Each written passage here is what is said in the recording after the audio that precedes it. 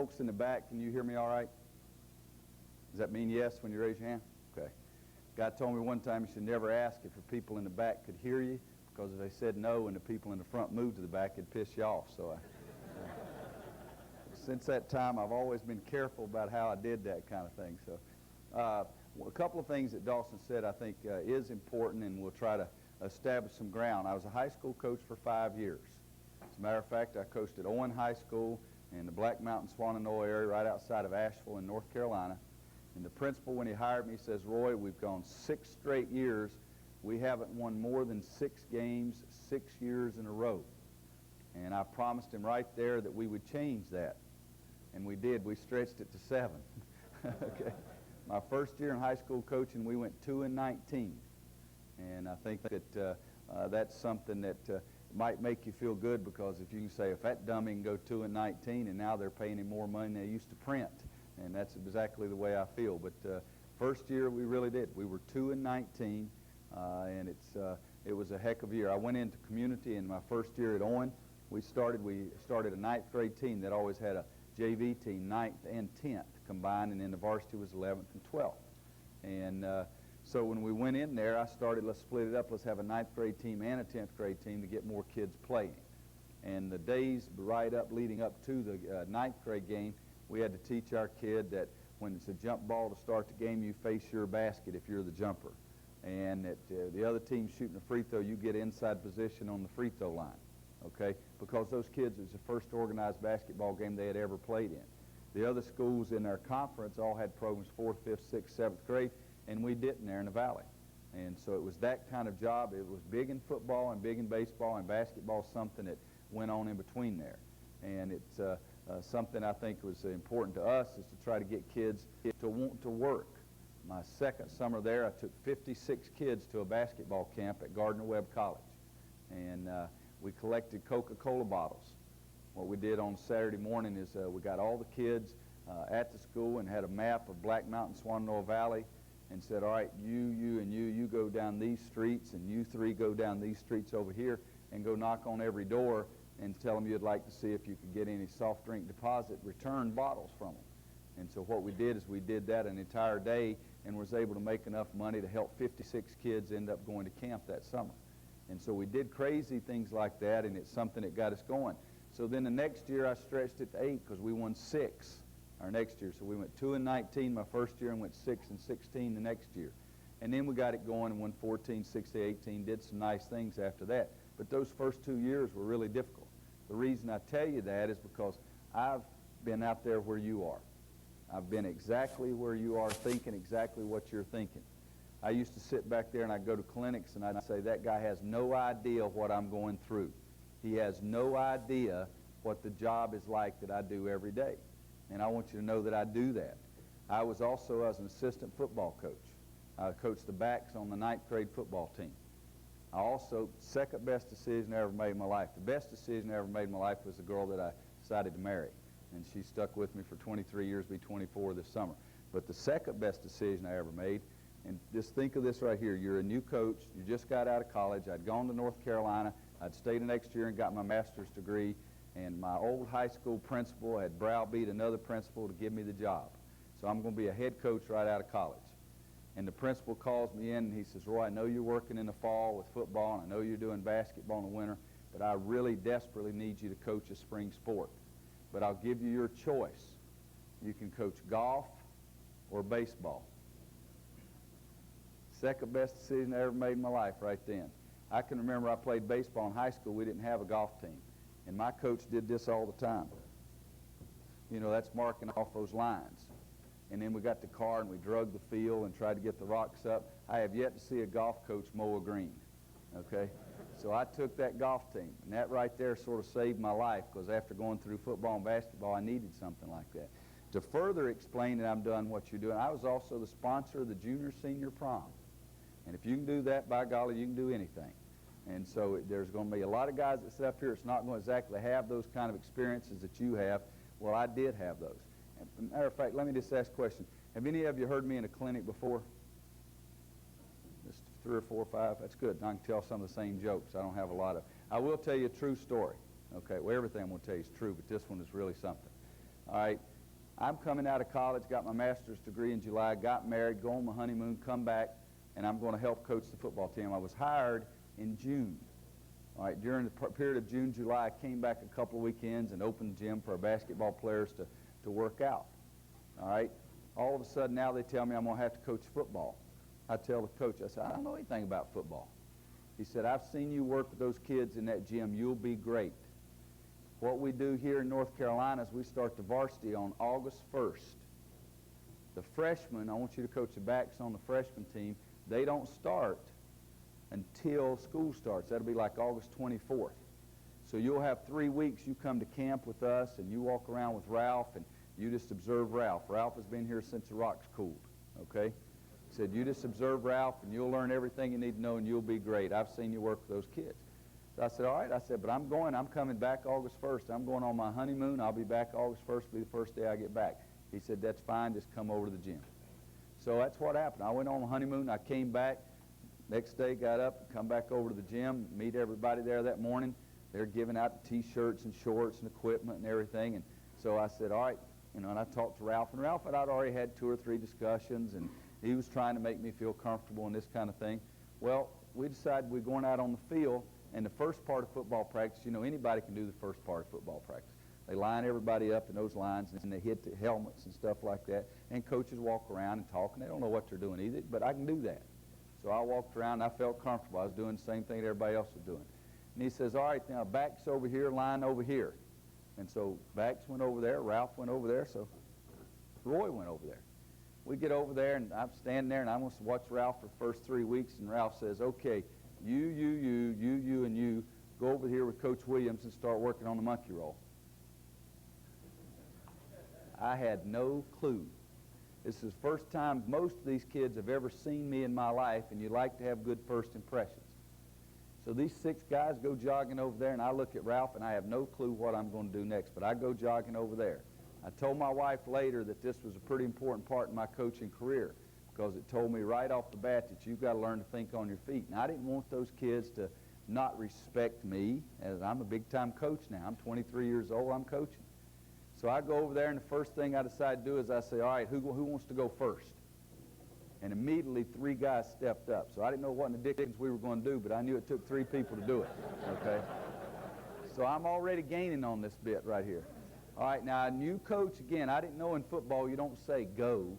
In football, every time you want somebody to do something, you say hut. Well, I didn't know that.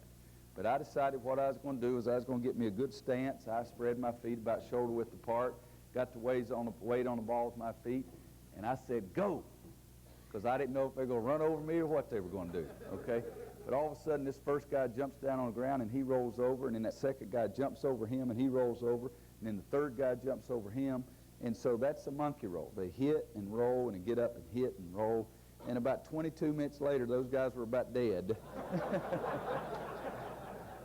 Because I didn't know how to do anything to say stop or anything. I just figured if I said stop, then they'd expect me to do something else. So Ralph came over and got him stopped, and I said, you do that to me again, I'll kill you. Okay? So that's a little bit about the background there. I've been where you are right now, and you're probably a heck of a lot better off than I am. Football was a great sport. I loved the football games. Loved them. I really did. And we used to, by the time I finished 5 years later, I was the offensive coordinator. I drew up plays. I'd draw them in the dirt over there on the sideline. We'd go out and try them. And the kids had faith and confidence it was something to work out all right, and we did pretty well. But I hated practice. I mean, I used to hope that somebody in 5th period PE would get hurt so I just wouldn't have to go out on the practice field early part. But basketball's just the opposite. I love the practices, and the games are okay. But I love basketball practice. And so after that time period, I ended up being the athletic director at the high school, and I'd go scout the opponents on Friday night in football. So I missed, but the game part of it I loved, and practices I hated. So the reason I'm telling you that again is to tell you that I've been where you are. And if you've gone 2-19 and 6-16 the first year, you can say, hey, I might be able to make it. If Williams can do it, maybe I can. But I'll give you some advice. Be nice to your principal, okay? Because a lot of times they don't give you more than 3 years, but they did me. All right, what I'm going to do here over a period of the next hour and a half or so is just tell you what Kansas does. I'm not going to tell you and try to sell you on anything, but I'm going to tell you exactly what we do. I don't keep any notes because if I don't know what in the dickens we do right by now, I'm really in big trouble. And I have no clue what I'm supposed to talk on. Does anybody, what is offense? Okay, we were second in the country this year in scoring, and that's offense, is putting the thing up on the board. Let me give you a little bit of background, because I'll tell you what I think I'd like to do is we'll figure out if there's one particular phase of offense. In fact, I did look at it. It said transition or something like that. Okay. What we'll do is we'll build up and build our fast break and go through all our fast break drills and let you look at that, and then get to the point and see if there's anything else you want to talk about. Let's talk about offensive and defensive philosophy a second, because I think both of them have to mix here. For us on offense, we want the layup. We want the layup every time. At one time, even as recent as 2 years ago, I said I wanted a layup or a wide open three-point shot by my best shooter. All right, and then I got to a feeling that I don't even like the three-pointer nearly as much as I used to. This past season, we really backed off and tried to cut down on the number of three-point attempts that we took, because I think it hurt us the last 2 years. And this year we backed off and took fewer of them. We made more. We shot a higher percentage, and the right guys took the shots to begin with. And so for us offensively, we still want the layup. I want the layup much more than a three-point shot, because very seldom does the three-point shot get fouled, and the layup does. And so then I have an opportunity at the end of the game to be playing against somebody possibly other than the best 5 players on the other team, because maybe they got in foul trouble. So we want the inside shot. So how we get that, the first way is we are going to run the fast break. I really want to run the break up and down the court as fast as we can. I think players like to play that way. I think fans like to see that. And the only group left is coaches, and I don't really think the game was made for our enjoyment. So I like to see it go up and down as fast as we possibly can. As coaches, all of you, during a game, you have negative thoughts quite a bit, okay? The thing in terms of the faster you play, you don't have time to have those negative thoughts. That's one good thing for doing it right there. I'd go absolutely stone crazy if we dribbled the ball up. I'd have a heart attack between possessions, okay? But if we're going up and down the court, now, the last 2 words, if one of my players were to walk in that door right there, I'd say, we want a fast break as much as we possibly can. What are the 2 words, Jock? And Jock would say, under control, because that's important. I want a shot. I tell them, and I do this, I stand at the center line and I throw it underhanded, and it doesn't take me long to make one. And that means I can score more shooting it underhanded from the 10-second line than I can if you turn it over. So we want the fast break under control is our philosophy, okay? Now then, if we don't get the fast break and we have to play against a set defense, now against a set defense we have 3 rules, all right? And our 3 rules offensively against a set defense, make sure you understand that part. We want 3 passes unless it's a layup. We want to change sides of the floor, because that puts so much pressure on the pivot defender inside, so it allows us to get the ball inside better. And then the third thing, and this is a little crazy, but you think about it, we want to give the defense a chance to make a mistake. So we want 3 passes unless it's a layup. We want to change sides of the floor, and we want to give the defense a chance to make a mistake. Think about the teams in your league, or think about your own team. Everybody's defense for those first 2 or 3 passes are really, really strong. But with each succeeding pass, or each additional pass, that defense breaks down a little bit more. And so that's what we're talking about when we say give the defense a chance to make a mistake. If we move it 4 or 5, maybe even 6 times, all of a sudden somebody loses sight of their man, their guy gets the back of their head, and all of a sudden we've got an easy one. So that's the philosophy that we want right there. Now then, let's go back again. We want a fast tempo, so we want to run the break first. If we don't have the break and we go against a set defense, those are the rules that we have right there. Now the period in between those 2 is what we call our secondary break. All right, so we got primary break where we're going to try to get a layup. We have that secondary break phase that we're going to swing the ball, and we'll look in, and I'll show you what we're talking about there. And then if that doesn't succeed, we're playing against a set defense, then that's what we want right there. Now, if you look through it over the course of the game like that, then that's what we want. For us, this year, as a matter of fact, we had one kid that had the green light to shoot the three-point shot at any time he wanted to shoot it. One kid, and that was Billy Thomas. He shot about 43%, and about 80 of his shots were three-point shots. But he shot about 43% from three-point line. Could really shoot it, and yet went on a terrible slump. at the end of the year for us. And as a matter of fact, though, with Arizona goes to the line, they were up 13, we'd cut it to 1 with 21 seconds to play. They're on the line to 1-1, and we call Jock over and say, this is a play we're going to run if they make both of them, and it was for Billy to take a shot. He had already made 2 threes in a great comeback that we had made down the stretch. And we got a set play because the kid made both free throws. We came down, ran a set play out of secondary, got him a wide open 3. He missed it. All right, and then we got the rebound, and we got another 3 and missed it again, and got the rebound, and then a rush 3 and missed that one also. But we try to limit the person that takes the 3-point shots, or it takes a lot of them, okay? And then other than that, we want the basketball to go inside either by dribble or pass. The guards a lot of times are going to have a problem. Well, why do I have to throw the ball inside? All right, because again, we're going to try to teach them, let's use our brain. I've visited with 2 kids today on the road recruiting. I saw one kid early this morning, another kid this afternoon. And both of them we talked in terms of we try to play with our brain. Several years ago, people talked about, well, Kansas is really good, but they're not that talented, but they didn't give us credit for our brain, and I think that's something that we try to use. And we'll say all the time to our team, let's get the shot that we want. Now, if you get really mad at them, you've got to talk to them about getting the shot that you want. But I think it's extremely important for everybody on the team to understand what's a good shot. And a good shot is a good shooter shooting a shot he can make with the backboard covered. If you have a player that surprises somebody, that's not a good shot. If all of a sudden he takes it and nobody's getting to the board, those people are supposed to be on the board, that's a surprise to them, that's not a good shot. All the time during our practices, I'll say, okay, let's stop. How many of you like that shot that Paul took? Well, first of all, Paul better raise his hand. Or I'm going to say, well, why'd you take the sucker if you didn't like it? Okay? But we'll see how many hands we get raised. If no one raises their hand except Paul, I'll say, I agree, I didn't like it either. And we try to teach what's a good shot and what's a bad shot. I can't give you 10 or 15 or 20 things on a piece of paper that tell you what will change your team, but how you do it on the floor can really change your team. And I think that's the one thing that we do best is when we get on the court, our kids understand what's a good shot, and our kids understand what we want them to do on the defensive end of the floor. And so now you've got a little bit of that philosophy there, and let's talk some here about how we break it down. What I'm going to do now, and I know these blocks or pillars or whatever you want to call it in the room might be in the middle of somebody, but is it best just to do on the top half of this, or can you see the bottom half as well? Make a difference? All right, let's go this way. This is fast break drill number 1. All right, what I'm going to do is I'm going to build the Kansas fast break. I'll give you all of our drills, all of our fast break drills to build up to what we want to get to.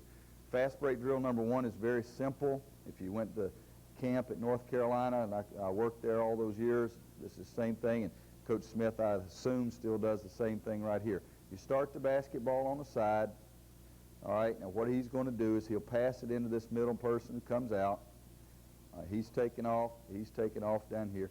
They pass it back one time. He's still going here. And then they pass it back to the middle. Okay, so the middle man gets it, passes it back to the side one time, and now he gets it back, and he's got to get under control. This player's coming over here, gets to the foul line extended, plants his outside foot, makes a good 45-degree angle cut to the basket. And we still talk about that even at the college level at Kansas. We cut to the basket, not the backboard, but cut to the basket, and that way you've got a good angle to lay the ball off the board. Most of our guys can dunk it, and a lot of times if they can do that, I like that. So we started out, the ball's on the side, pass to the middle once, pass back to the side, pass back into the middle, excuse me, come to a stop. All right, now he makes a bounce pass feeding pass to the left side. The guy on the right side now is going to come in, he'll be the rebounder. The middle man, we do we say follow you pass to the elbow, okay? Now if the shot's taken, you follow your pass on out to the sideline.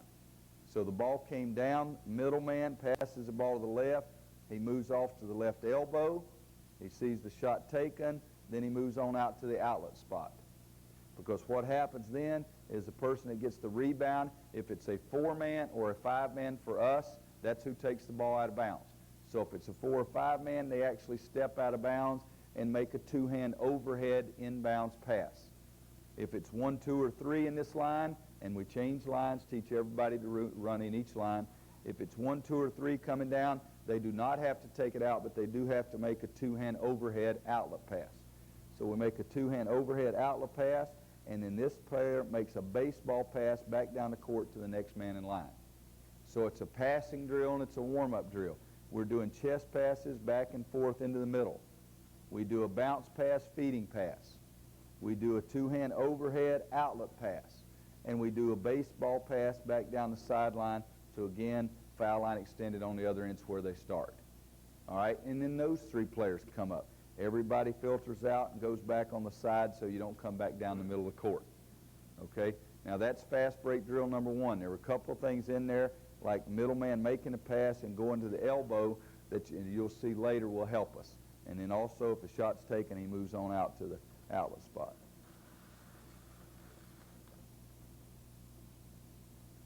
All right, fast break drill number 2.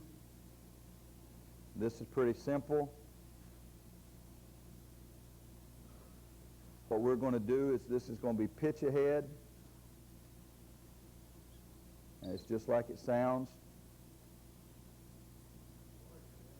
Yeah. What was the name, Dawson? Doug Plemons. Plymouth, like a car?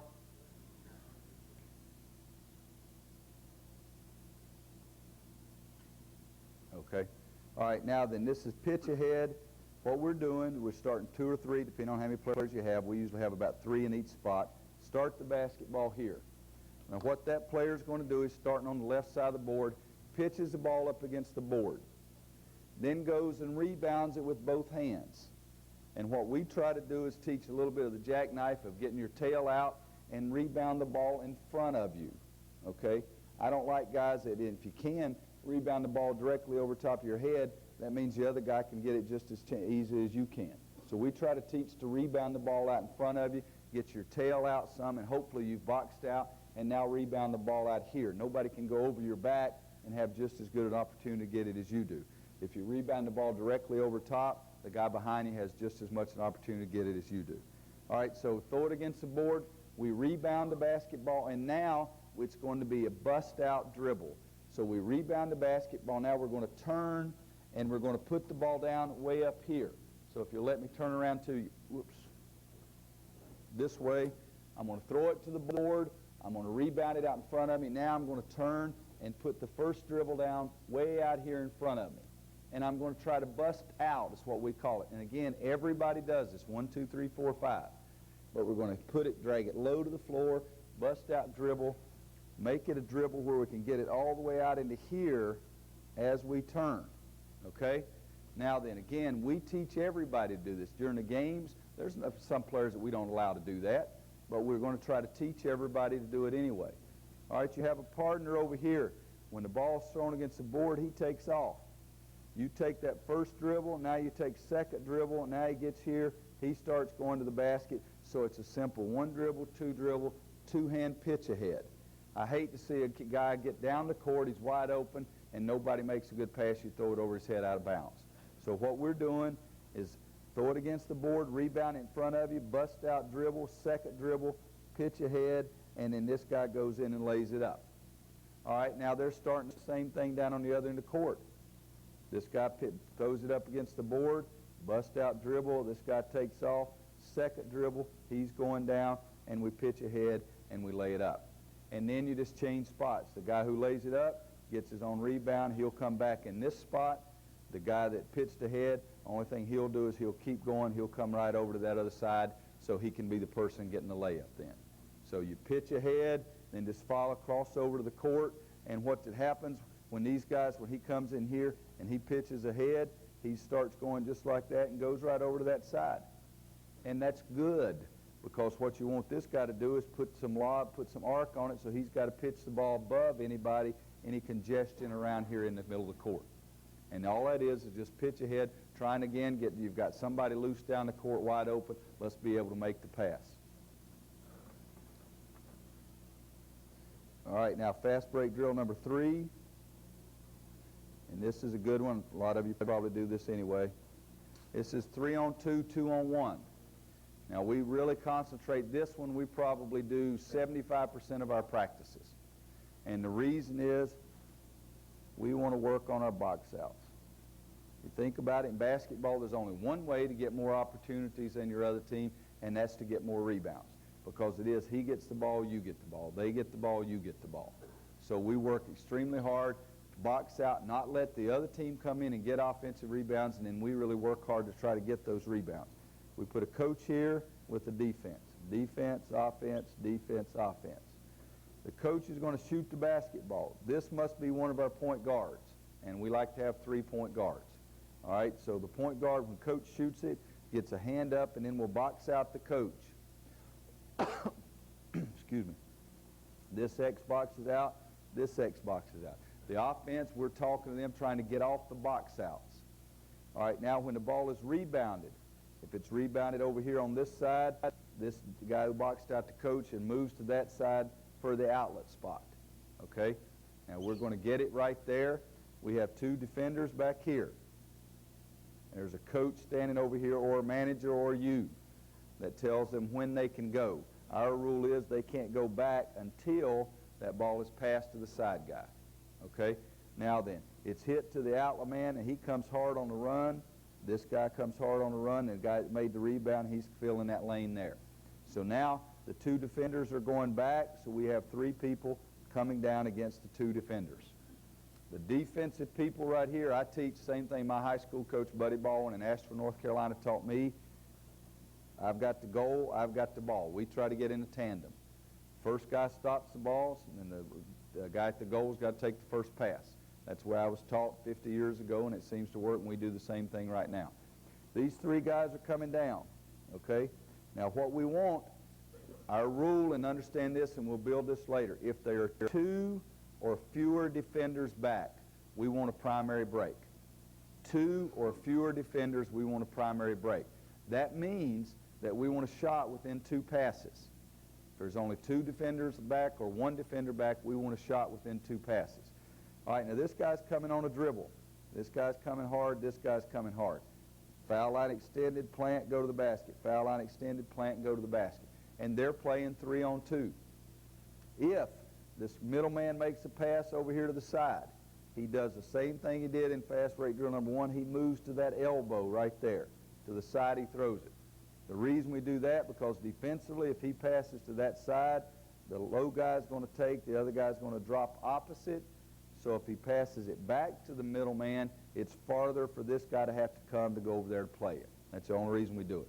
And it does work in, and we get into secondary break later, but it's farther for that defensive player to have to come. Because if he passes to the wing, and the wing does not shoot it, and he passes it right back to the middle person, our rule is shoot the basketball. Okay? Now then, that's 3 on 2 coming down.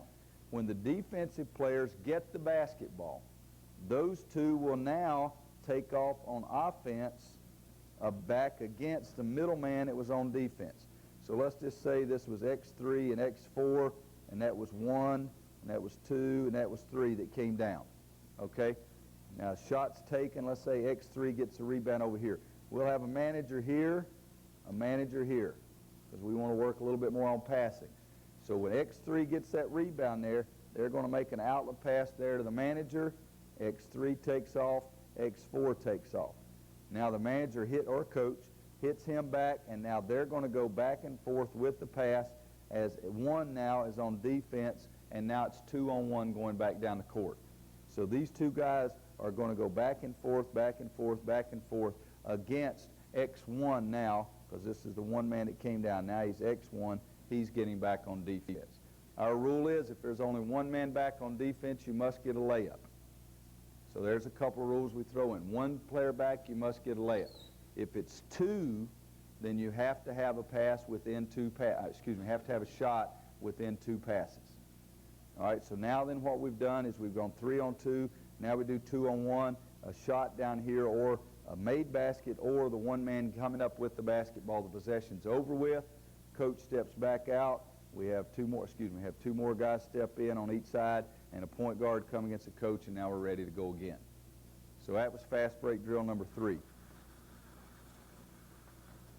All right, now then, I'm going to skip something here and come back, and I think you'll understand why. Less than 2, we want primary break. Okay, so if there's less than 2 defenders back, we want a primary break.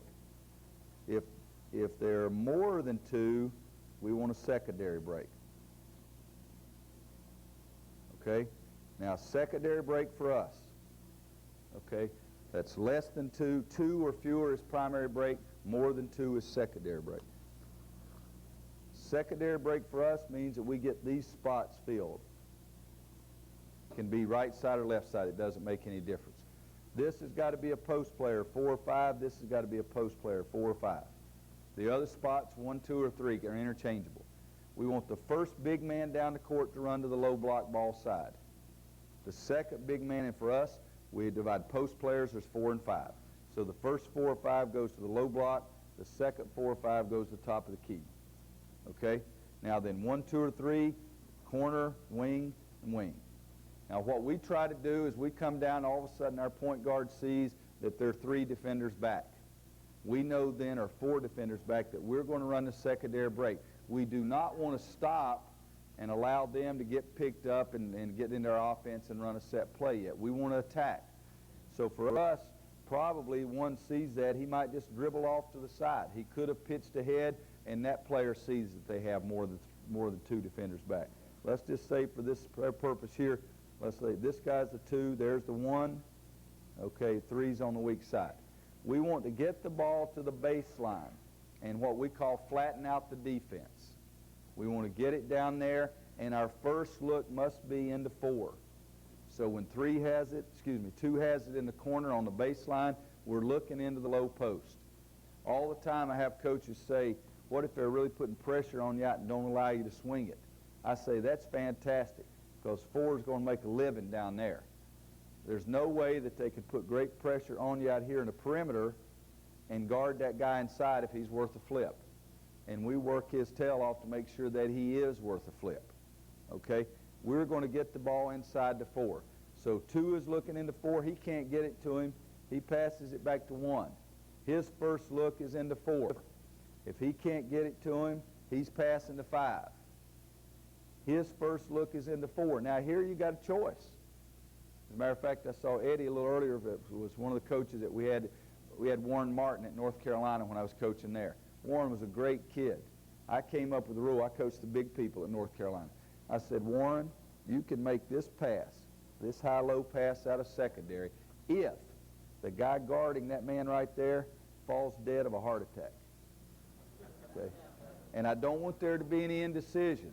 So don't pass that sucker until you see the guys with the stretchers coming out on the court. Now, if you see the guys with the stretchers coming out on the court, go ahead and throw that thing. But by God, you better not throw it unless there's guys coming out there with the stretcher. All right? Because you can limit what your guys can do. My first year at Kansas, we had Sean Alvarado right there.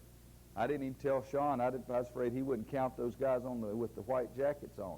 All right? So what I told him is catch it, pass it right over there. Don't even think about throwing it down there. But if you work with guys, you can get them to be able to do that.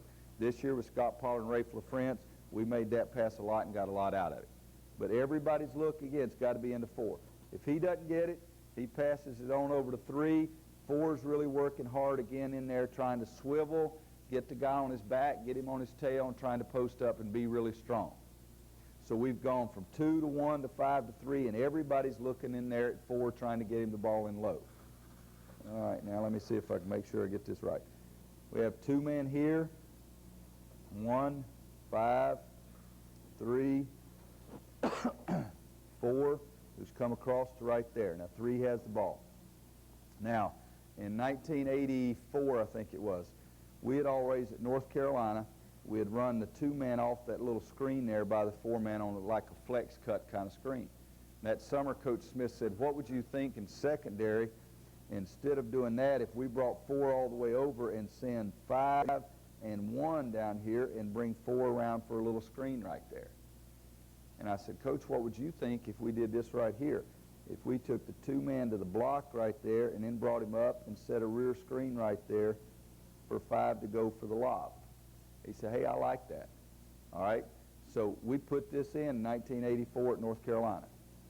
And right there, in about 17 seconds, I gave you my contribution to North Carolina basketball in 10 years. Okay? That's the only thing I ever thought of. But you know what's fun?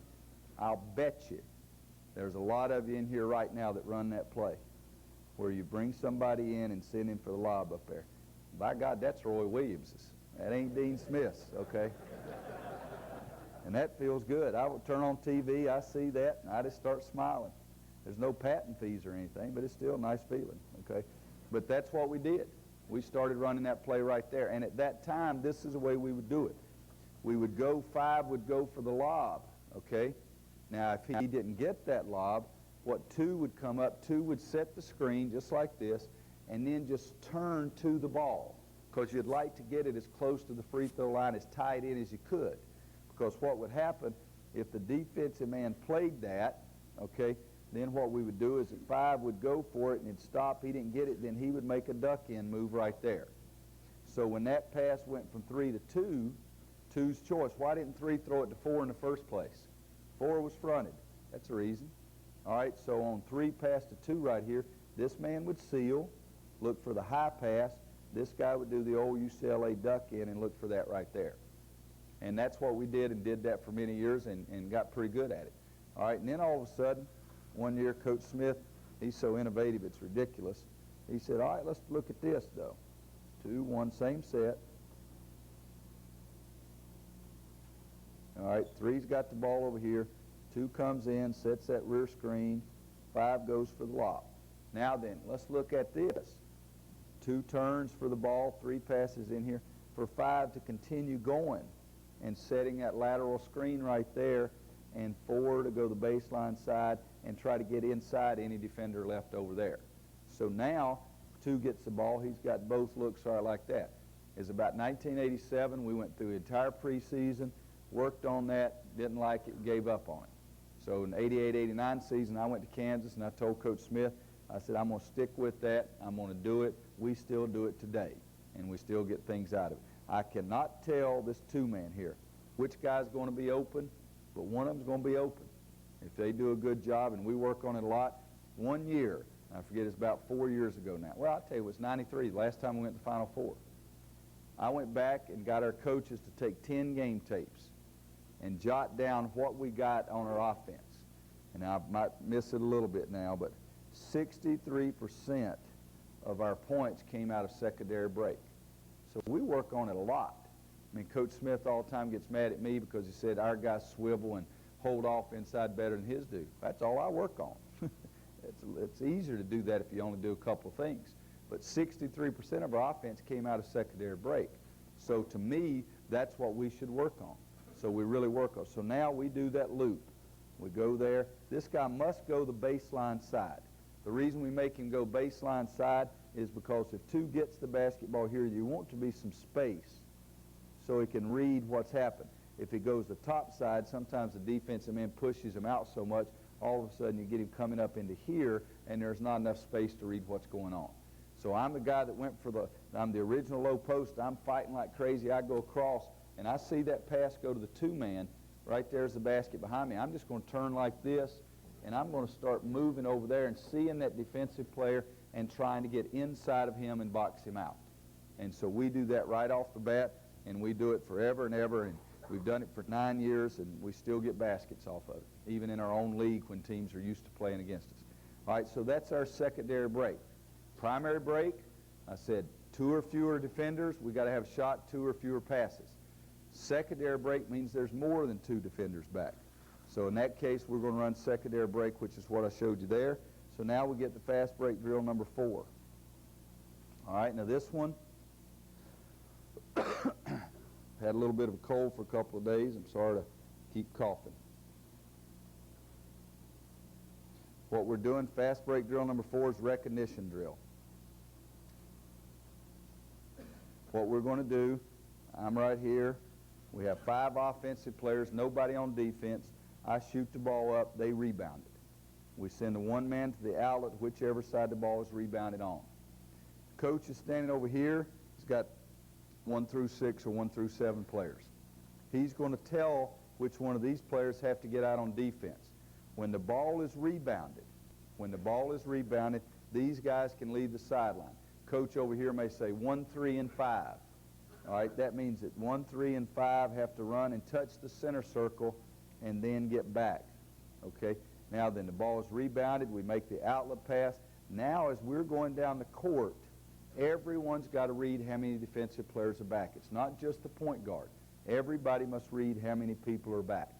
So now we're going down the court. We're reading. We're deciding whether we're going to get primary break or it's going to be secondary. If there's only two guys, they send two guys in. You'll see the middleman go hard to the middle, keep that ball in the middle of the floor, try to get a shot within two passes. If it goes down, sometimes coach can send in late. He'll say 1, 3, 5. We start going, he'll yell forward. So that guy comes in behind us a little bit. So try to simulate the same thing that we have in a game. And so this is called fast break recognition drill. We're trying to recognize whether we have primary break or secondary break. So now what we've done is we've built our fast break and drill type situations from 1, drill 2, drill 3, drill 4. Now we know what we're going to do. Now to make it even better, we do secondary break game.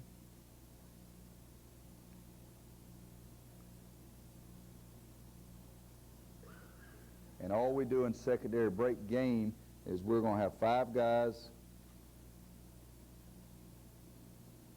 Coach is out here.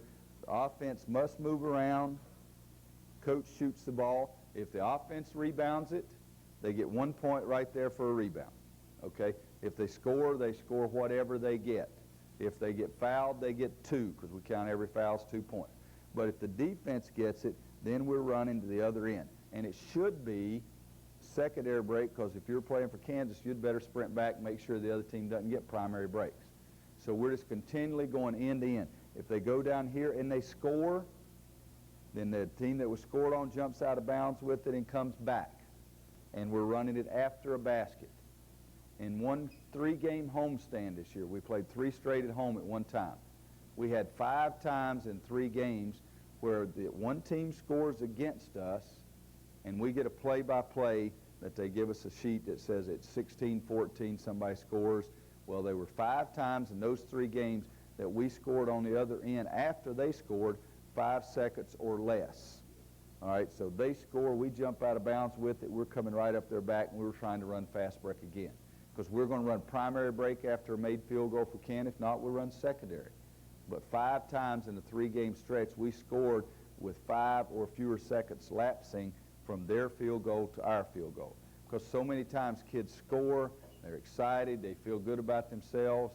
Now you're coming right up their back. Or they score and coach is trying to get them into a press or a trap, and we get the ball out of the net quickly and come right up their back. Because for us, 4 and 5 take it out, and they fight to get it out of bounds and get it in as quickly as they possibly can. It's just like you go back, fast break drill number 2 was the bust out dribble and pitch ahead. You remember back to the great Los Angeles Laker teams when Magic was there. The best fast breaks were not when somebody else got the rebound, it's when Magic got the rebound. And he'd bust out dribble, and he'd leave a couple people behind him already. All right, but so in the other thing that the Lakers did I thought was great, and they used to practice it, is that a guy shoot, James Worthy jump out of bounds, throw it in as fast as he could. Kurt Rambis jump out of bounds with it, throw it in as fast as he could. So we work on getting the ball out of bounds quickly as well, okay? Now then, 2 other things that we do on fast break type drills that I'll give you that do not necessarily come in exactly what we try to do on offense, and it's not to carry over of what we do in a game, but it's good drills for us. Fast break drill number 5. Call this the pacer drill. Got this from Larry Brown. What we do is we start 3 people right here. We got some extras back here with the basketball. We got some extras down here, 2 extras with the basketball. All right, the ball starts here in the middle. This guy takes off. He passes here. All right, he passes back. This guy's going ahead. This guy's running as hard as he can. It comes down here. Now the middleman can pass to either side now. Okay, let's say he passes to this side right here. Then this guy's moving off to the elbow. This guy's coming down. This guy must go in and shoot a layup. The 2 guys that were down here both had a basketball. He will pass it to the original middleman for a shot. This guy's got a basketball. He will pass here to the wing guy for a shot. So now we've got 3 shots. We got the guy who's going in to shoot the original layup, and we have 2 jump shots. Okay? Now then, the guy that shot the original layup, what he's going to do is get his own rebound, and he takes off because this guy that was a passer is taking off this lane, this guy was taking off in this lane. The guy who got the rebound, he's going to pitch it up. He takes off down the middle. He gets it back. Now he's going to dribble, and now he can pass it to either side because the two men that are sitting out down here, they have a basketball, and we're doing the same thing. If he passes it to this side for a layup, he moves off to the elbow. This man with the ball passes it to him for a jump shot. This man with the ball over here passes it to the wing guy for a jump shot. Now then, the guy that shot the layup goes in, gets his rebound. These two guys that were passers, now they're taking off. And what we did, and what was not easy, but we'd put 4 minutes and 15 seconds on the clock, and we'd have to make 100 shots. It's a little bit of a conditioning drill. We make 100 shots. I have a manager under each basket. They count, assistant coach, whatever you want. But we have to make 100 shots in 4 minutes and 15 seconds. If we make 91 shots, that means we run 9 sprints at the end of practice because of this drill. If they make 105, they got 5 in the bank in case they need it tomorrow. If they make 115, which was the best we ever did, then they've got 15 in the bank. Okay, but it's something, again, it's a conditioning thing. It probably, well, it's two things. High school court's shorter, so that makes it a little easier, but maybe we've got better shooters. All right, and so that's the same kind of thing. Try that and see what it works out like. You may need to change the time period. But that's a conditioning type drill. It's a passing drill. It's a shooting drill. It's competitive, and I like to do a lot of things during the course of practice that are competitive. All right, now fast break drill number 6. All right, this is a Sonics. All right, we're going to have, let's say, I keep turning to my left to cough, and I realize I got the mic on that side. 3 guys here, 3 guys here, 3 guys there. These guys all have a basketball. They're going to throw the ball against the board, rebound it again out in front of them. They're going to make a 2-hand overhead pass to an outlet pass, this guy. This player must start with his tail to the sideline. All right, because our point guards, we like them to get out for an outlet spot with their tail to the sideline so they have better vision down the court. We put pressure on this man for the pass. If somebody ever runs in and steals that, I'm mad at the passer because he's got to see the court in front of him. But this guy gets his tail to the sideline, pass to him, and now he must change direction on it. He must take one dribble and then change direction. He can start up there and then cross over. He can start here and cross over. All right, so he's changed direction after one dribble. This person here is coming hard, so we're going to make a direct pass right there. Okay? Now then, this guy here, and for us, we get to do this probably a lot more than you do. The people over here in this 4th line, they're either dunkers, jumpers, or they're not. Okay? So you have, and they can get to, where they have eye contact, because when that pass comes to him, he's going to take a dribble right there. If it's a dunker, he's going to go, and we make the lob pass off a dribble. If he's not a dunker, you're going to see him pick it up, and he's going to make a good hard fake, because this guy that's not a dunker is going to step in, step back, throw a hand up, and now go back door hard. And we try to do both. We're working on the lob passes for the big guys that jump, and the other guys, as I catch it from right here, I make a good hard dribble, I fake at that fake, and then I make a 2-hand overhead pass, backdoor cut, backdoor pass.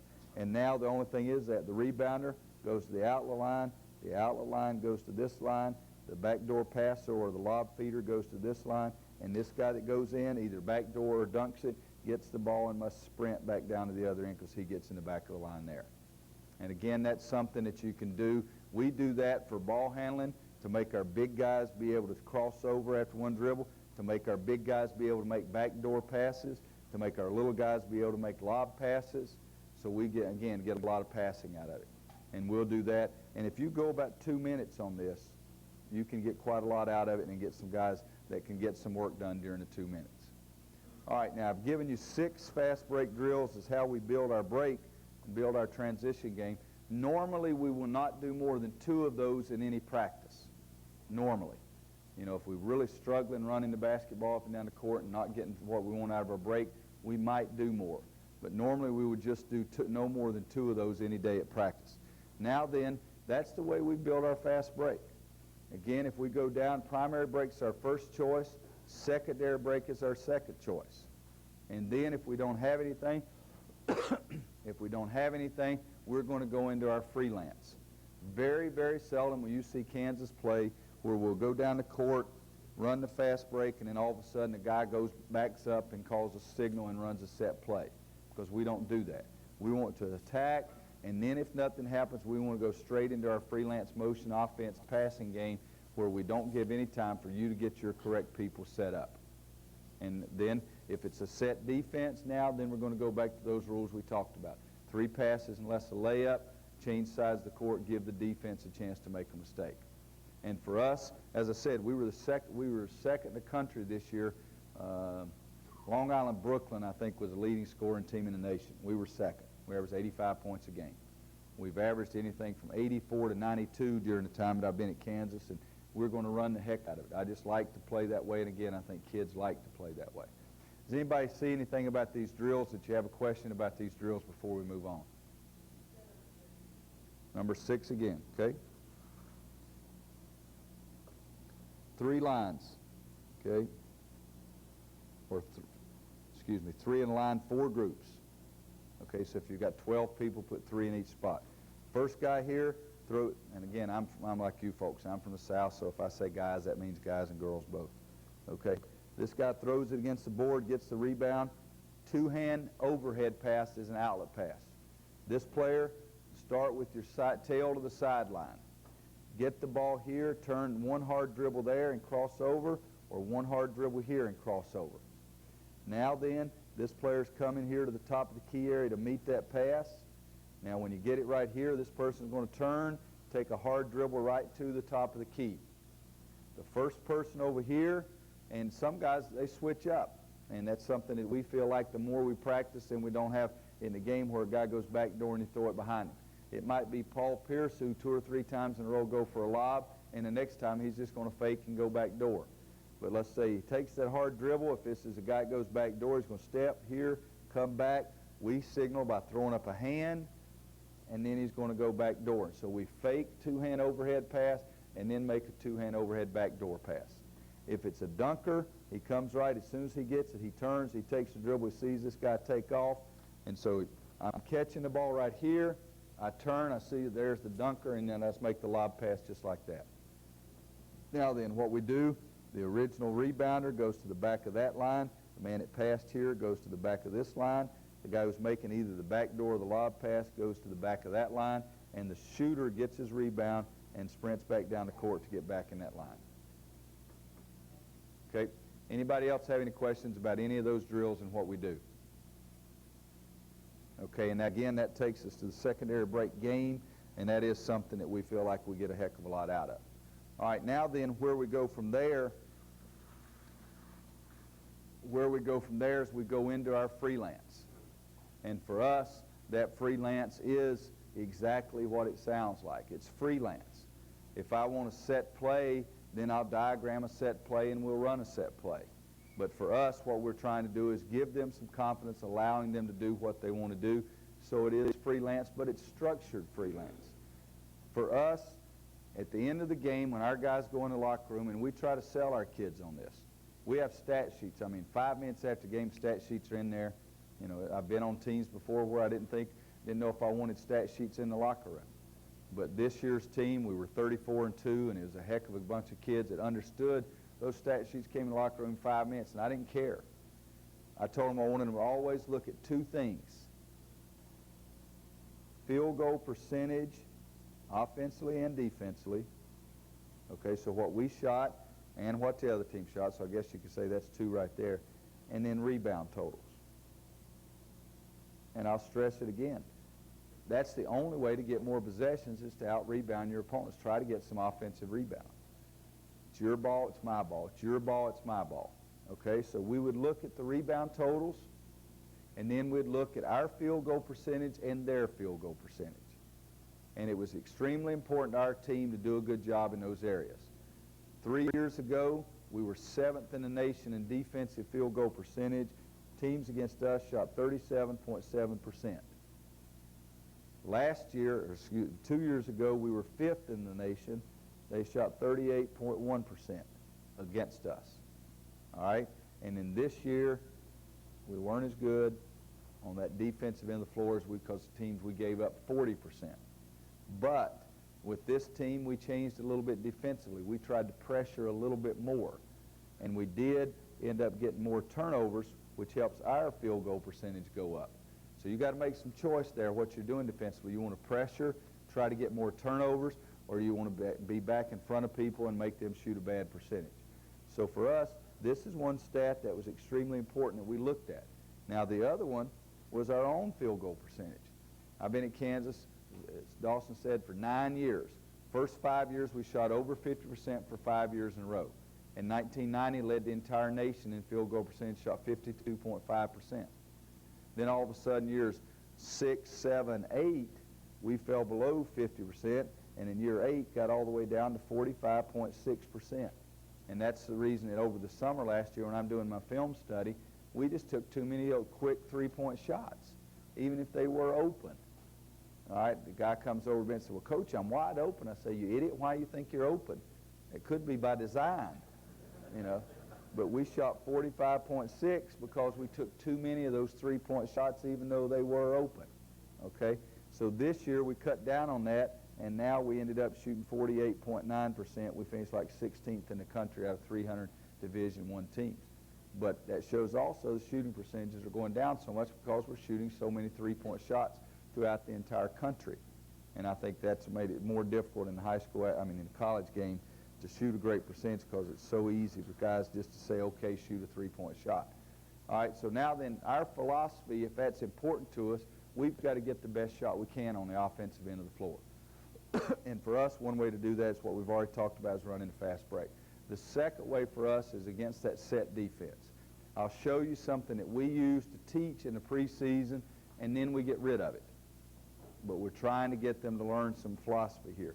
Let's say 1 is there, 2, 3, 4, 5. All right, now then, I think you need 2 freelance offenses if you believe in freelance, or 2 offenses against a man-to-man. Against a man-to-man pressure team, we like really quick movement of the basketball and our people. If it's a sagging man-to-man, we like more screens. And ideally, at the end of the year, we'll get to a combination of those 2 that'll really be effective for us.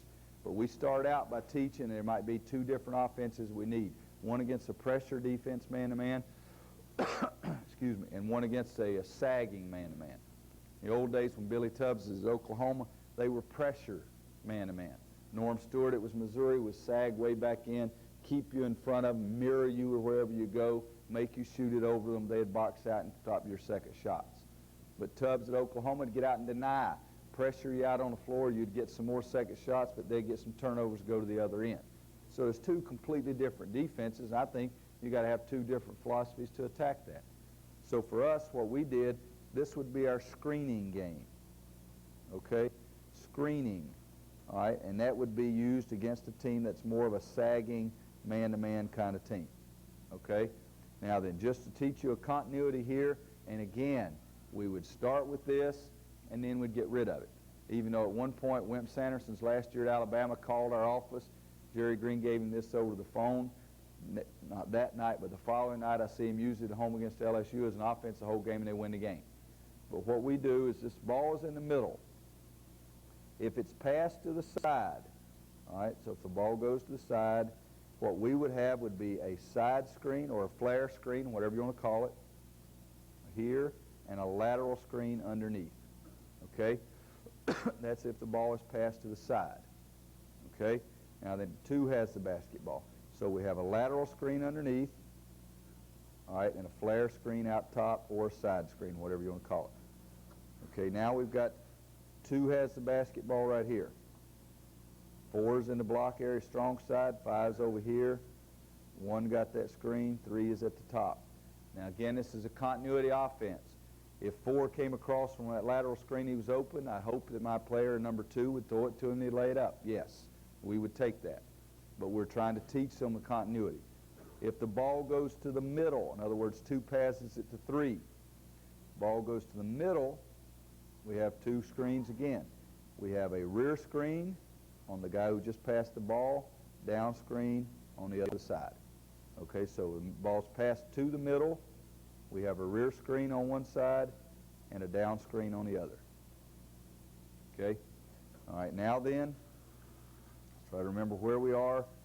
2 got the rear screen. He went to the block. 4 came out. 3 caught the ball. He still has it. 5 got the down screen. 1's here on this block.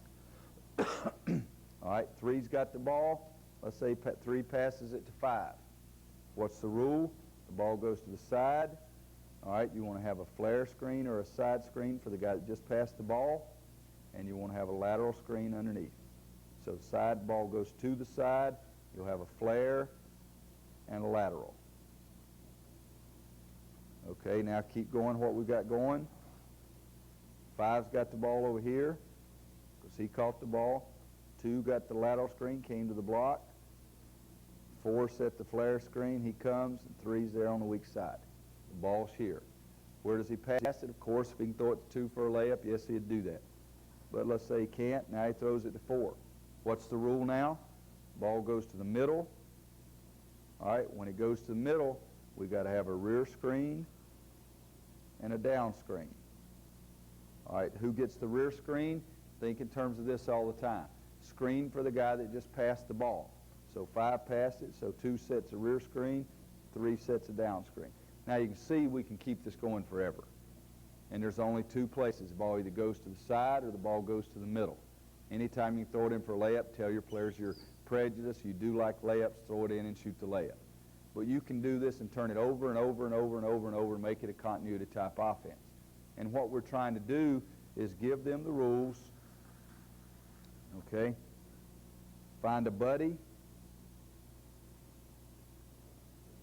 Okay, and what that means is don't pass up a screening opportunity. Don't pass up a screening opportunity. One guy's got the ball, that means there's 4 people left, find a buddy and work with. One of you be a screener, the other one use the screen.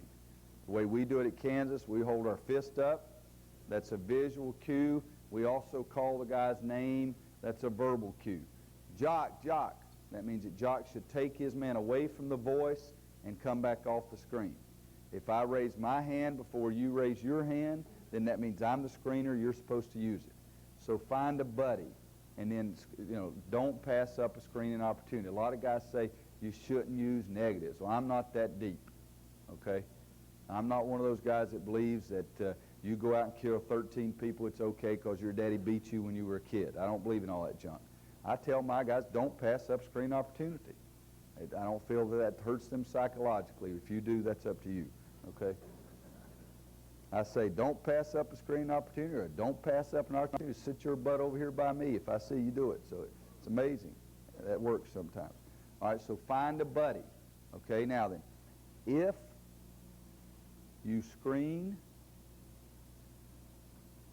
what we do is find the ball. So every time you screen, we want you to find the ball. And the reason to do that, just pretend this lateral screen under the basket. You set a lateral screen. We want you to turn and find the ball, because if there is a switch, you can step right to the ball and be able to get it. Now you can go into a high-low. So screen and find the ball. All right? The other thing is, if there's a switch, all right, we want you to come to the ball hard.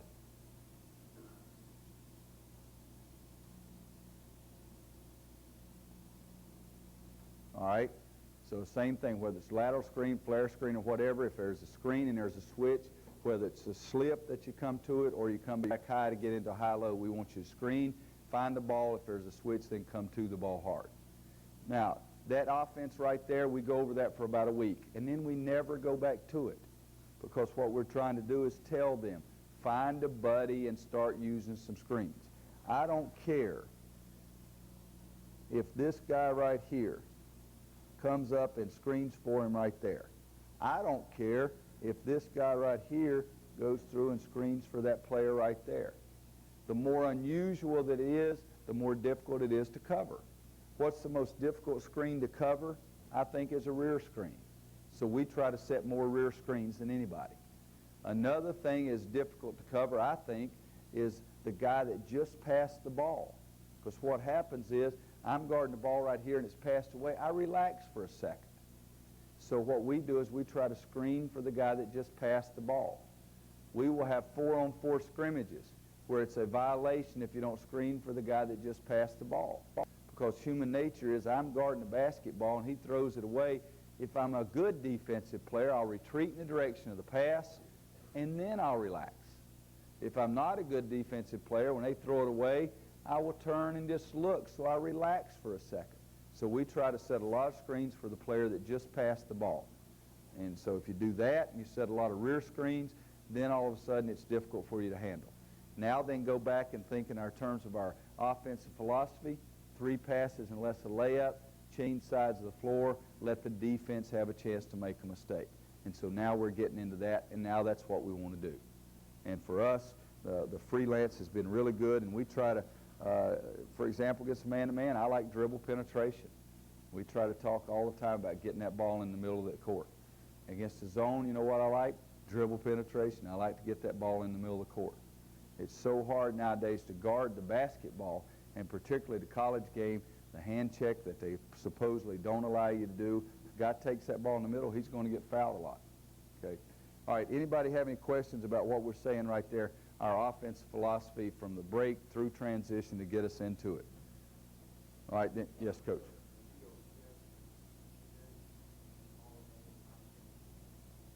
Yeah, if I call, this is what we do. Say, something's going on. All right, that guy's got the ball. He's not throwing it to me. I'm looking. There's a guy that's in an opposite color jersey. And let's say he's guarding Jimmy. So, Jimmy, Jimmy. I'm yelling his name out at the same time I'm getting a hand up. Some of our arenas is very loud, so we try to get a hand up. So he takes it away from the voice or away from seeing my fist and then comes right off of my screen. If you and I are working together and both of us get our fist up at the same time, one of us got to have enough common sense to drop and use the screen, and the other one make sure that we continue screening. And we work a lot because I hate to see guys screening, and right before the contact gets there, they sort of turn and swivel door and usher them back through there. We work a lot, and we work on screening like this. Put our hands down in front of you and try to set screens with your chest. We like to set it with our chest and not get our hands up in front because in our league that's called a foul so many times. So we cross our hands in front of us. So I'm saying Jimmy, Jimmy, and then right before the contact made, we spread our feet, put our hands, and try to set the screen with our chest. Okay? Now then the other one of the freelance is the passing game. All right, now that's against that team that's a pressure man-to-man team, where they're going to try to take you out of what you're doing. So for us, that one means a lot of quicker movement, opening up the floor, backdoor cuts, and move the ball quicker, move yourself quicker. In your screening game, when that ball was passed from point to wing, you get the ball above your head, and you look and see if that post guy is open. And then you give him a chance to go across and set that lateral screen, see if that guy's open. You're looking cross court for the skip pass. Now, if not, then you throw it at the top, but you've held the ball for a couple of seconds trying to read the defense. Now, in this one, passing game, there's not a lot of reading going on because you're moving the ball quickly. But everybody, if we were to find if there's a court next door, if we were to go out there and play, I believe that everybody knows when you're open if you talk about it and get them to realize what's going on. If I come across that screen and I'm open, and in North Carolina, Coach Smith taught to get the ball above your head. We do it at Kansas. I had a guy one time say, well, isn't that bad, don't you come off the screen and you got to catch the ball and put it over your head and then bring it back down before you shoot it? I said, well, hopefully we're not recruiting dumb guys. You know, if I come across that screen and I'm wide open, I catch it, I'm going to turn ready to shoot the ball. And again, I believe we could go next door and play, and everybody would know if you're being covered or not. And so we work hard on saying this. I'm coming whether it's off the screen or I faked this way and I got the back of the guy's head and he turned in a circle and I went that way. We always know whether you're open, where you're being guarded or not. So what we're doing in this, in our passing game, is really moving quickly and trying to get them to recognize again what's going on. But to start out, to work on that, we play keep away. And we play keep away, and we do this the first day, keep away to 50 passes. And that's just like it sounds. We're keeping numbers 1, 2, 3, 4, 5. I don't care where they go. Defense right there. Nobody can dribble the ball except the one man as he brings it across. Then after he passes it, nobody can dribble again. So the first rule is no dribble, okay? And we're going to count the number of successful passes while this defense is trying to pressure you, not let you make passes. So if 3 comes running up here hard and X3 stops him, 3 should go back door. There's no screens, okay? He's just got to get the heck out of there. There's no dribbling. Second rule is no corner, which means we don't want to catch the ball in the corner of the court. If you catch it in the corner, the coach blows his whistle. It's too easy to trap you there, so the coach blows his whistle. It's a violation. And our third rule is no consecutive passes. And that means that 1 cannot throw it to 3 and start through and come back and get it right back, because it doesn't promote team play if you let one guy start through and come right back and get the ball. So now we're doing just like I say. We give the ball to blue. 1 dribbles it over and he throws and makes a pass. He makes a pass, he makes a pass, he makes a pass. The manager is just counting them on the scoreboard. They get up to 11 and they turn it over. All right? Then we back up. Now we give it to red. Red goes and they're playing keep away, trying to see how many passes. There is no basket up here today. We're not taking any shot. There is no basket up there. We are just counting the number of successful passes. All right, now then, the next day we come. We're going to do it again, and we're talking about really being wide and high. We want to keep all this middle area open in here for backdoor cuts or drives. Okay, today we're going to have a basket up there, but you can only shoot it without any dribbles. No dribble, again, except the point man, the one man bringing the ball across the 10-second line. After he picks it up, makes a pass, then no more dribble.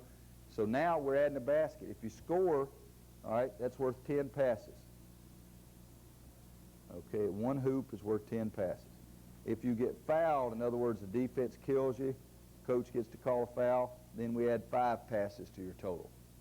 So now you come across, you make 10 passes. On your 11th pass, it's successful, and a guy lays it up. So you got 11 passes. You got the basket. That's 21. You've still got the ball. We start again. If he misses the layup, he's still got the 11, but it's a violation. The other team gets the ball. Now they come back. Now they start. Let's say you got to 21. Blues got to 21. You come back. You just got to lay it. Now he throws it out of bounds or turns it over on the first pass. It's Red's ball. So they start out there. Reds may go through and get 16. And then all of a sudden the guy tries to go back door and the guy grabs it. Coach calls a foul. So that's add 5. So now they have 21 and they still have the ball. And again, we're adding up to where you're getting to 50. All right, now then the third day, we say that you can take a shot, okay, with 1 dribble. And now we're about where we want to be. So we're doing the same things. We're getting it wide and high, but we're also giving you the possibility of coming out here and catching that ball in that area there and taking the ball to the basket with 1 dribble. And so we're still counting 50 passes. Early in the season, this is the best conditioning drill we have. Now, what we've done is we're teaching a wide and high against pressure, backdoor if you're overplayed. So we're teaching one thing that we want in our passing game. One rule we have, I just said one of them, is backdoor if you're overplayed. Second rule is let the passer cut first. All right, just to give you an example of what that means. Let's just say we have it here. 1, 2, 3, 4, 5. Let's draw it out a little bit so they'll be out a little wider and a little higher. All right, just like that. If 1 makes a pass to 2, we talk in terms of letting the passer have a chance to cut first. So we want him to cut and cut all the way through. What happens a lot of times is 1 passes, he starts away or something and beats his guy on a cut, but here's 4 cutting in there in the middle. Now it's too clogged up. You can't get a layup because 4 brought his man in there in the way. So we let the passer have a chance to cut first. He goes through.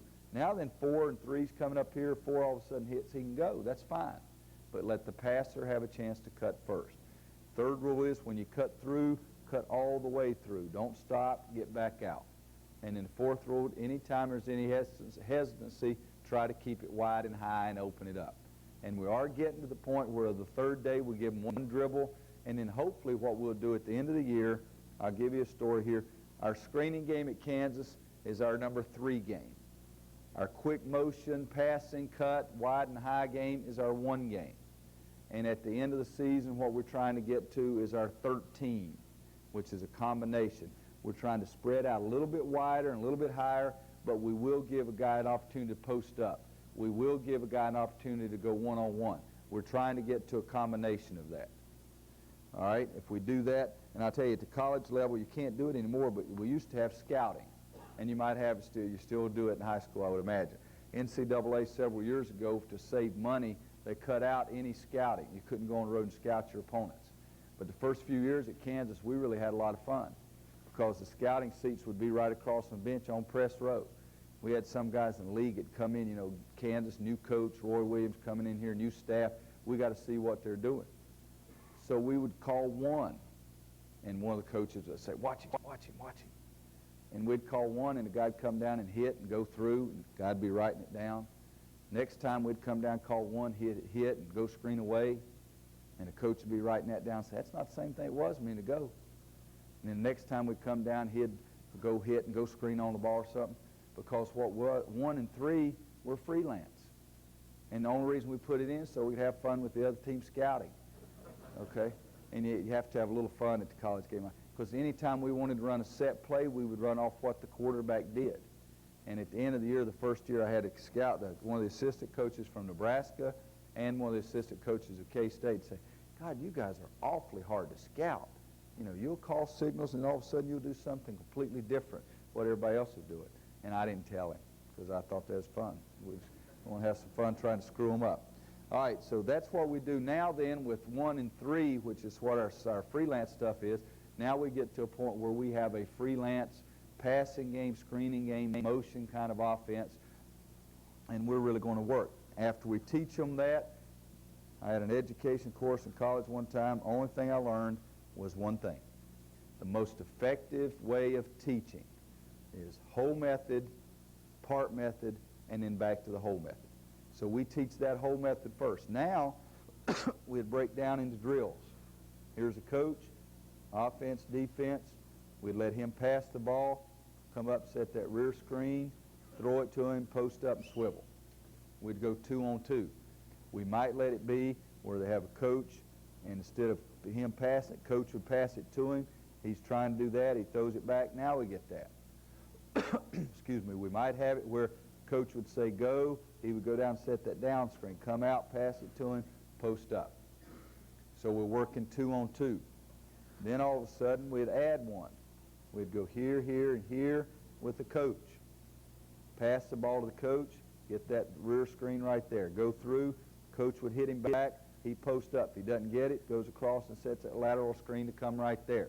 If he can throw it to him, he turns and scores. If he doesn't get it and he throws it back to coach, guy comes out and sets a rear screen, we start all over again. So now we work 3-on-3. Now we add another guy with the coach here. Now we work 4-on-4, the same things. So we taught the whole method, then we broke it down, and we're doing part method, and then we'd go back and we'd add the guy right here and go 5, and then go 5-on-5 and make it half court live, working on our screening game and breaking it down like that. So now what we've told you here is at Kansas, we run the break, we want primary, we want secondary, and then we want to go to freelance. And if we don't have that and we don't have what we want, we're going to keep going and keep passing it, trying to give the defense a chance to make a mistake. Now, to me, the most important thing you do offensively is to make sure your players know what their capabilities are, what their strengths are, and what their weaknesses are. Just last weekend, I forget where the heck I was. Oh, Atlanta. I was in Atlanta last weekend, flipped on the TV late at night, and one of the Dirty Harry movies was on. And I can't remember if the name of it was Dirty Harry, Magnum Force, but Clint Eastwood's in there where it was the police chief was a dirty cop, and he had 3 or 4 dirty cops in the thing. And maybe, you know, has anybody ever seen that movie? Was it Magnum Force? You know the greatest line in the movie that's helped me in coaching? Clint Eastwood says, you've got to understand your limitations. You know, because at the end of the movie, the captain or chief of police has got the bomb, and he's put it in Clint Eastwood's car. Clint Eastwood just told him, you got to realize your limitations. And then the captain of police is smiling, and he walks over and starts his car, and his car blows up because Clint's got it out and put it in his car. And that, to me, is the guy Clint kept saying throughout the entire movie, you've got to understand your limitations.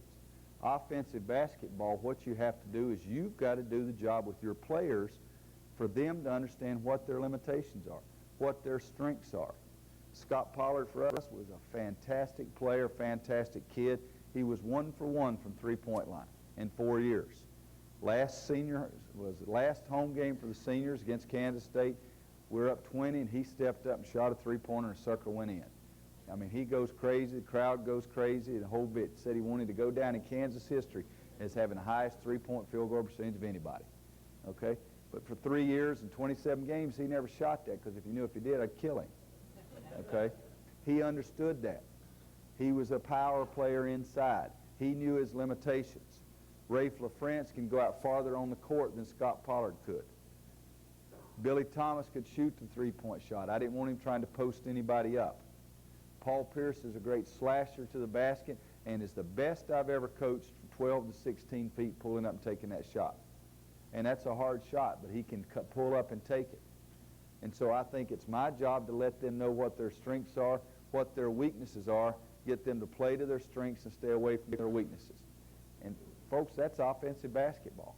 That's what we try to do at Kansas, for everybody to know what they can or cannot do, and to do a good job of those things they can, and to stay away from those things that they can't.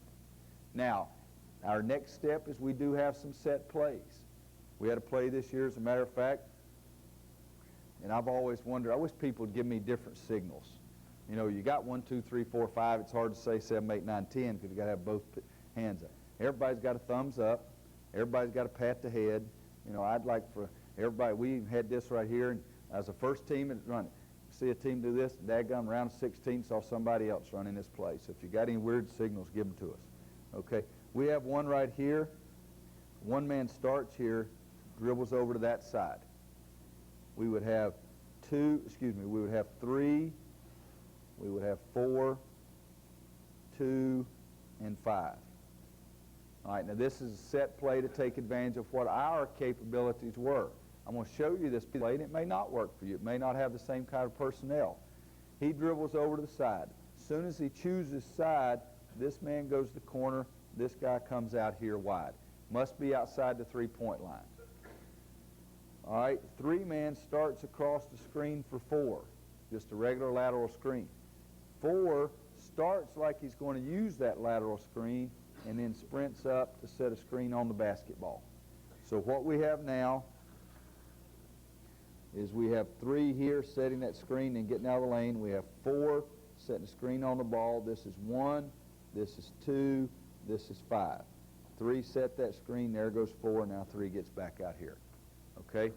All right, so what we're going to do is we're going to dribble off that screen.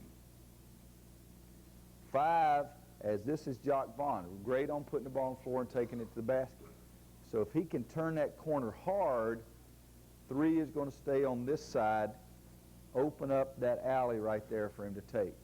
5 is going to go down here and set a good screen on 2, who is our best shooter. That could be Billy Thomas, Jared Hass, Ryan Robertson. All right, 5 would go down and headhunt there. So we have Jock's dribble penetration. We have a shooter coming off the screen right here. Now, then this is the other part. If 3 sees quickly that he's not coming off, 3 is going to come up and set a screen for 4, then to go for the lob. So we have Jock coming off. We have 2 coming off the screen. We have 4 going at the lob after 3 set the screen right there.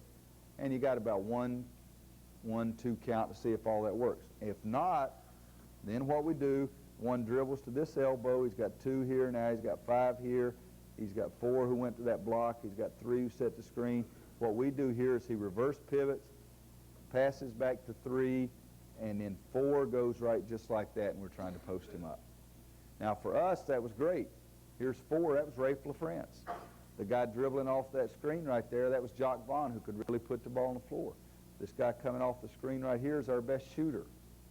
So those are the kind of things we do have a play to run that right there. All right, that for us, that was thumbs up. Okay. We have another one. Everybody's got a play called fist.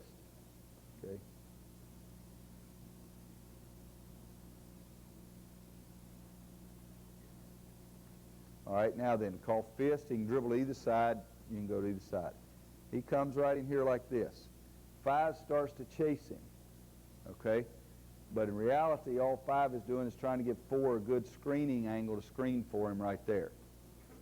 2, as soon as he starts dribbling this side, 2 understands that he's going to come right in here because he's going to try to set a screen. So we're trying to set 1, 2 screens to get the 5-man into the low block there. 1 came dribbling over to this side, so he's looking right there. 3, what he's going to do is going to get out, okay? Now it comes over there. We're looking to 5 inside. Well, that's Scott Pollard. He's post player, strong guy inside. Now then the 2-man, after he sets that screen, he's just going to come, and he's going to come to the top. Why?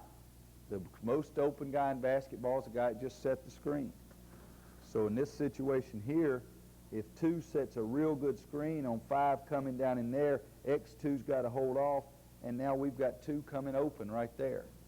All right, so 1's got the ball. We got 2 coming to the top of the key, and he might be open. 3 we sent out wide over here. Okay, so now we got 5 in the hole. We got 4 right there. 4, because after he sets that screen for 5, we'll turn around and try to pick up any trash that might be chasing 2 out. If 1 doesn't have the pass into 5, and he throws it to 2, and 2 does not have the shot, what do? We hit 3 right there, and this 4-man who screened for 5-man to go low, turned around, tried to pick up any trash for 2 to come out. Now he'll go out and set a screen on the ball for 3 to go over, and they play this 2-man simple screen and roll. And at that point, what we have here is we have the 2-man up top, we have the 1-man here, we have 5 down there, and we have that whole side of the court for a 2-man game for those 2 players right there. So now what we've done again, Paul Pierce, Rafe LaFrentz. That's our 2 best offensive players to get their own shot. They're the 2 guys over there. Scott Pollard has a tough time getting his own shot, but we've got him posted up there. We've set some screens for him. Our best shooter is the 2-man coming out here. So you can do all of these things, but it depends on what your personnel is. And it could be that you run it where 2's the only guy coming out here and 3 has to stay over there all the time. Or it could be you could flip them if they can do both. So that's what we try to do offensively. What I'd like to do right now is to see if I've raised any questions about what Kansas does. If I haven't raised any questions, then we'll see about what we've covered, and I'll see if you have any questions about any of the rest of it. Any questions about any of that stuff I've shown you right there? Yes, Coach? Uh-huh.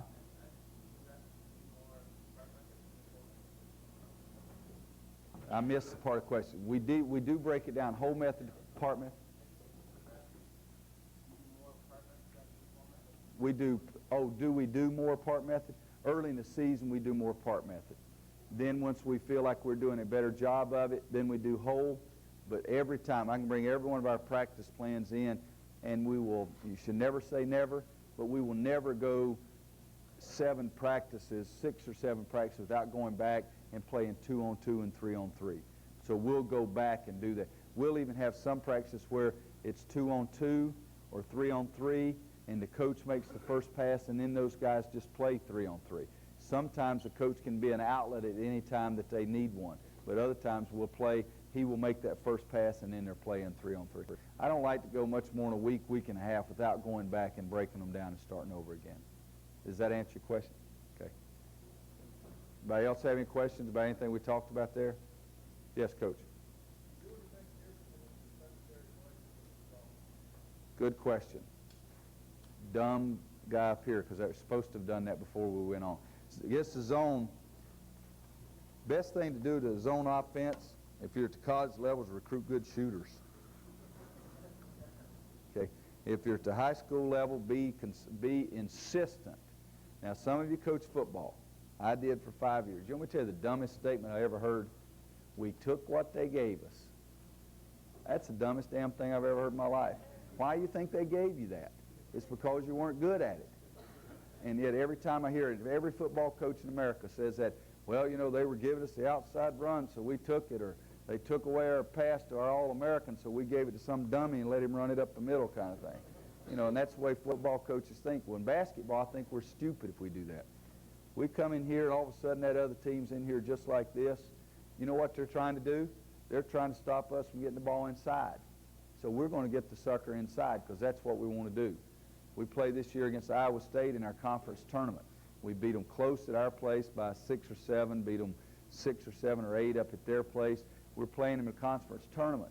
And we come down, they go zone because we're just chewing it up. We've got like a 10-point lead early, and they go zone, and all of a sudden, old Kansas just starts shooting that ball out here, and we're not making any of them. And so we get so many timeouts so we can sell a lot of things that break 16, 12, 8, and 4. We come over here and we sit down. We say, fellas, you know, why they go zone? Now, let's be honest. Why do you think they went zone? And Rafe says, because we're killing them inside. And I said, right. So they're winning the battle. If Billy and Jock and Jared, you guys are shooting from outside, let's get the ball inside. So I'm insisting on that.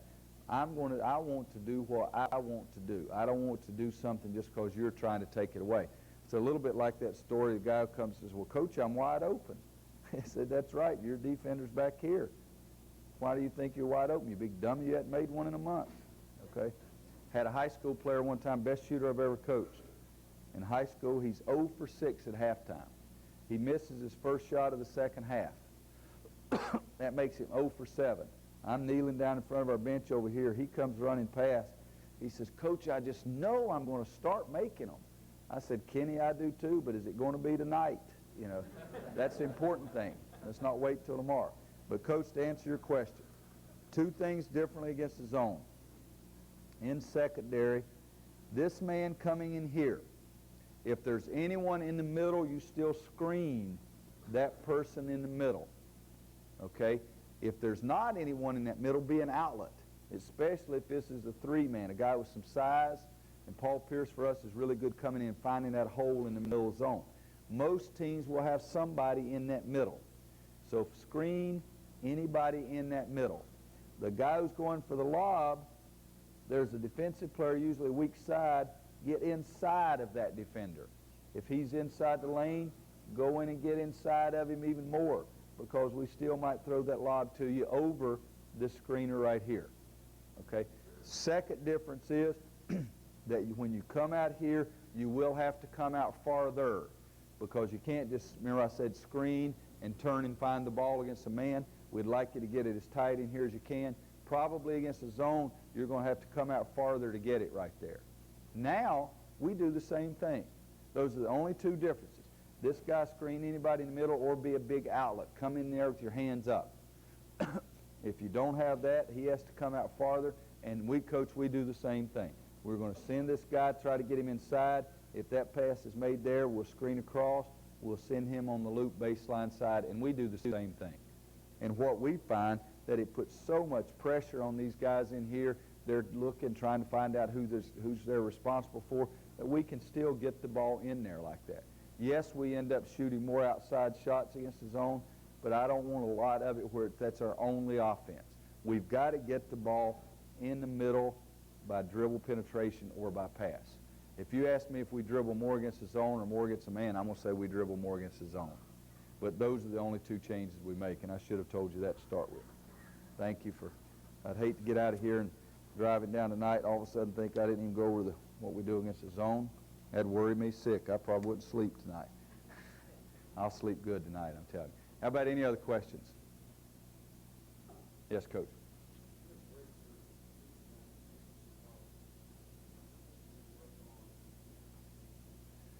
Break it down into 3 parts.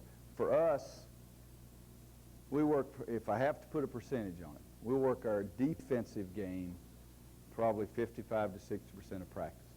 For years, everybody talked about how pretty Kansas played. They passed the ball in there. And we were pretty doggone good defensively. And then the last couple of years, we've started really getting credit for how good we are defensively, because we're going to work on that part of it. We'll work on the offensive part of it, that other percent, but less than 50%. Of our offensive time, we're going to spend a lot more time on our break than we are on our half-court offense, because we're going to get that more, particularly if we're doing the job defensively. And then the third thing for us, it would be out-of-bounds plays, either offense or defensively. I didn't hear you, Coach. Oh, I got you. Mechanics, I'm sorry, I misunderstood your question. Mechanics of shooting, what we do, When we first come out on the court, this year we went to a big-time stretching program. We stretched for 20 minutes when we came out on the court.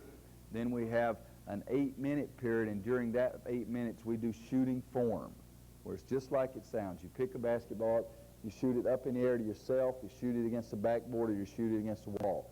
Make sure you have complete extension, unlock the wrist, get good backspin on the ball like that, and we'll do that probably 15 to 25 times just against the board watching the shot. Then we will start shooting in close. Then we will back farther out. So that's our first shooting period, is what we call shooting form. Every time in practice that we go where we're working on shell drill 4-on-4, we have a third group on the other end working on shooting. So that's our second time that we work on shooting during practice. Every day when we go water break, we have it split up into two groups. Group A will go drink water for 3 minutes. Group B is split up with a partner. And so they will shoot for 3 minutes. Shoot 5 shots, just rebound it, pass it back out as fast as you can, and then switch. Big guys shoot inside shots, perimeter guys shoot perimeter shots. At the end of that 3 minutes, I blow the whistle again. Group A that was sitting down drinking water, they come out on the court and shoot. Group B that was shooting go get their 3-minute water break. So we get 3 minutes of shooting right there. That's the third time that we work on shooting during practice, of just shooting the basketball. And then the fourth time at the end of practice, we will finish some way with some type of shooting drill. It could be the same thing. It could be partner shooting. It could be 2 foul shots at every basket and rotate, because we have 7 baskets. It could be 5 foul shots and rotate. But we're going to work on shooting, or do shooting, 4 different times during our practice. And then at the end, sometimes we may say, okay, we'll run, and then I'll say, okay, Rafe makes a 1-and-1, everybody's finished. If not, then we run 33 seconds, which is 6 crossing. But really, every day we'll have 4 different time periods during the course of practice that we'll work on shooting. I'm still not sure I answered your question, but is that, pardon? Okay. Anybody else have a question? Late on Friday night, you're ready to have a beer, huh? That's what it is. All right, I'll say a couple of things, and then we'll let you go, because I think I am supposed to stop at 9:30. This is a considerable distance away, but if you're ever coming through the middle of America, okay, our practices are open all the time. They're open to coaches all the time. We close practices 3 days a week to everyone except coaches. And every day I've ever been a head coach, a coach could come in and watch our practice. I'm not the most brilliant guy in any way, shape, or form, but the best job we do is what we do on the court with our players. And we break it down. We break it down to what I talked about. We want to get the best shot we can get offensively. And defensively, we want to make sure you don't get the best shot. For us, I told you offensively we wanted a layup. That was our goal. On defense, our goal is to steal the basketball, number 1. If we cannot steal the basketball, our second goal is for you to shoot an outside shot over our hand and for us to get the rebound. So that's our defensive goal. Another defensive goal for us is to not allow you to run your offense. We like to make the game faster. We want more possessions. But we feel if we take you out of your offense, that's going to help us. When I was a high school coach, I did this one time, and it was great. We named a defensive player of the week. We do this at the college level, just don't give them a shirt. We named the defensive player of the week when I was a high school coach. And at the end of that week, who was the defensive player of the week got the T-shirt. And on the back of the T-shirt, it said, when was the last time they ran their offense? Because I think if we take that other team out of their offense, that's going to help us. When Coach Smith was first starting at North Carolina, Adolph Rupp was at Kentucky. They played, and I missed this a little bit, but not much. They played like 12 times. Coach Smith's North Carolina teams beat Coach Rupp's Kentucky teams 10 out of 12, 8 out of 10 or something like that. And one of the reasons was that Coach Smith from Kansas, Dick Harp's pressure defense, Kentucky was very much a set offense team. Hit guard, guard around, run around, split post, all that. Very set offensive stuff. North Carolina's pressure would not let them run what they practiced all the time. And that was the reason that record. 2 great coaches, 2 great programs, the record was tilted so much because it wasn't a good fit for Kentucky at that time because North Carolina's defense took them out of it. So if you get that idea, You try that, and your kids will all of a sudden, you can get a T-shirt for $5 or $6 a week. You can get the local sporting goods person to donate that. But just think of that. Defensive Player of the Week award on the front and on the back says, when's the last time they ran their offense? And if you can get that idea across defensively, that helps you. So we want to steal the ball. If we don't steal the ball, we want you to take an outside shot over our hands and for us to get the rebound. Thirdly, we don't want you to run your offense. And fourthly, we want to try to speed up the tempo. All right? And now on the offensive end, I've already told you that. We want to lay up first and then go through those same rules that we talked about there. But again, if you're coming through Kansas, you want to come and watch our practices, you're welcome to watch them anytime you want to. We feel like we do things pretty well. We've got good players, and they play their tails off for us. We were 34-2 this year. We had the best record. We were number one in the country for 16 straight weeks. And at the end of the season, I felt like I had to apologize for what went wrong. And that's a little bit how sick our expectations are sometimes. At the college level, there's 305 Division I teams. Only one of them's going to win their last. Well, only one of them that makes the tournament's going to win their last game. And yet, I love those expectations, because that expectation means we have a great deal of interest. If no one cared and didn't come to the games, you wouldn't have any pressure. But if they don't have interest, then it's not very much fun as well. But if you come through that area and you'd like to come watch us play, we'd love to have you. And tonight, when I finish here, I like to stay around and talk to coaches and have fun. And I tell you what, I'm going out that door as fast as I can possibly go, because I've got Jerry Green, the new coach at the University of Tennessee, Mickey Bell used to work for Converse, and Mac Herndon, the high school coach in North Carolina. They're waiting on me down at Charleston, and we're teeing it up at 7:20 tomorrow morning. And as much as I'd like to stand around and talk to you guys, I've got about a 2.5-hour drive in front of me, and I'm going to get down there and not only get my beauty sleep, but it'll be the first round of golf of the year for me. And it's amazing. Those suckers know that, too. And so the bets will be a little bit high, but I've enjoyed talking to you. If you ever get our way, come and see us. Thank you.